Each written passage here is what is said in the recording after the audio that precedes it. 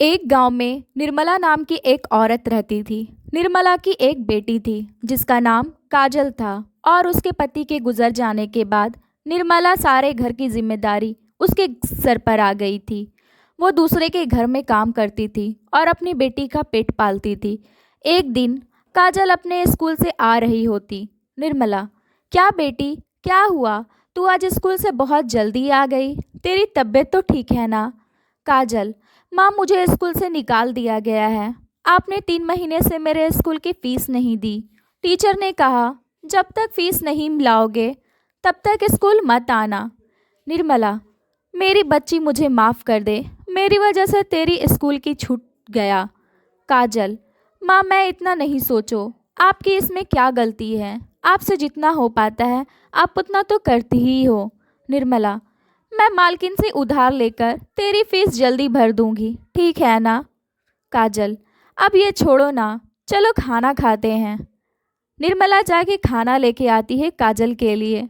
काजल, क्या माँ, आपका खाना कहाँ है?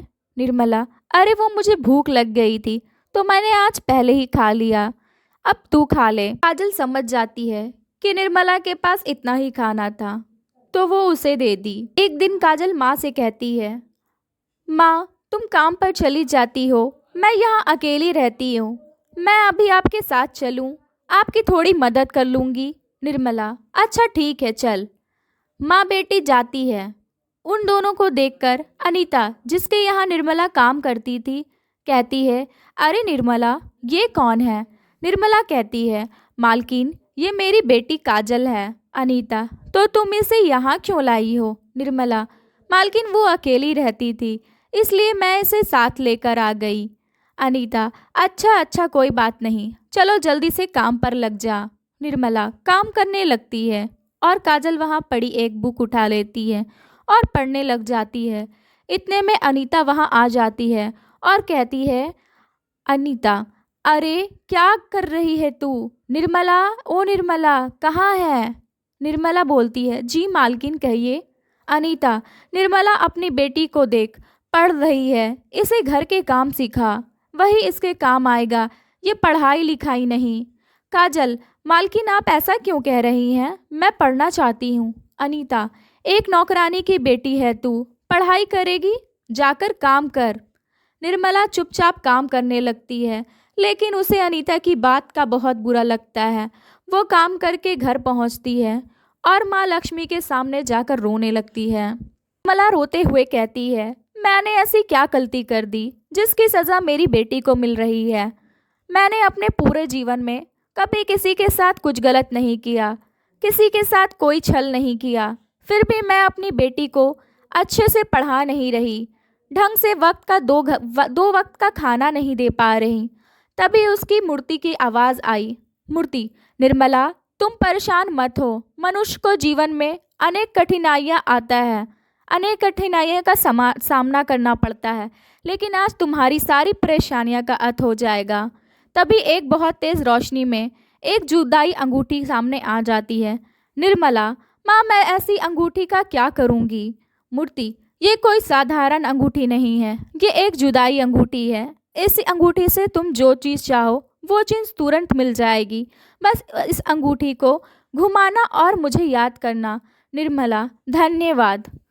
मूर्ति, लेकिन निर्मला, एक बात का हमेशा ध्यान रखना कि ये अंगूठी किसी गलत वक्त के लिए नहीं है, किसी गलत हाथ नहीं लगनी चाहिए। निर्मला, जी माँ, मैं ध्यान रखूँगी। निर्मला वो अंगूठी पाकर बहुत खुश होती। यहाँ अभी कोई नहीं है, चलो इस अंगूठी की परीक्षा ली जाए।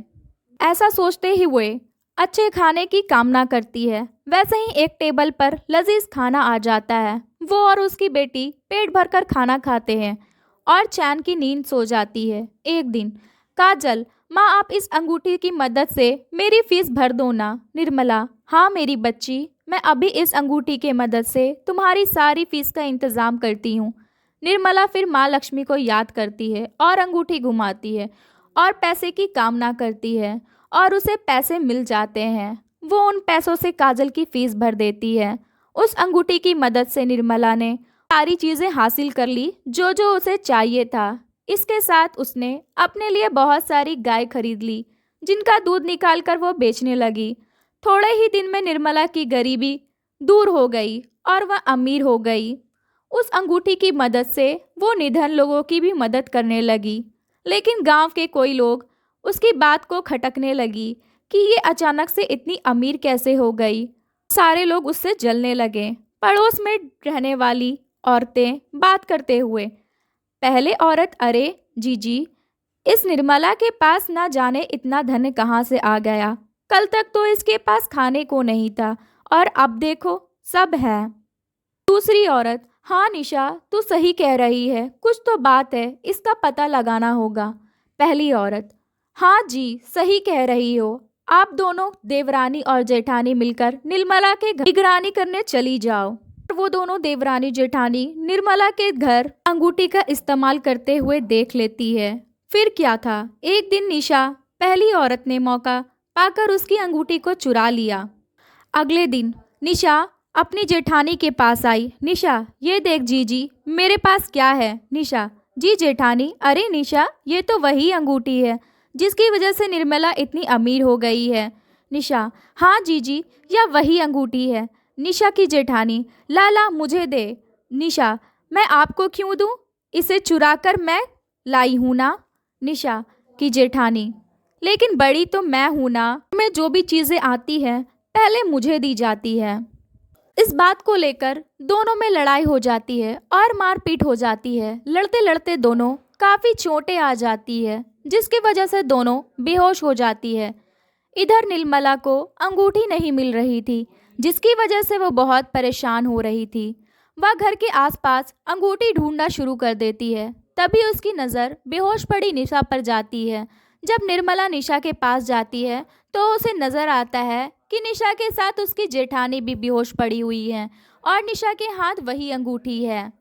निर्मला अंगूठी को पाने के चक्कर में या जेठानी के आसपास लड़ रहे हैं। ऐसे तो बहुत से लोग हैं, अंगूठी पाने के चक्कर में लड़ाई कर सकते हैं। मैं इस अंगूठी को खत्म कर देती हूँ, जिससे सभी का लालच ही खत्म हो जाएगा। निर्मला निशा के हाथ से अंगूठी लेती है और पास की नदी में जाकर फेंक देती है।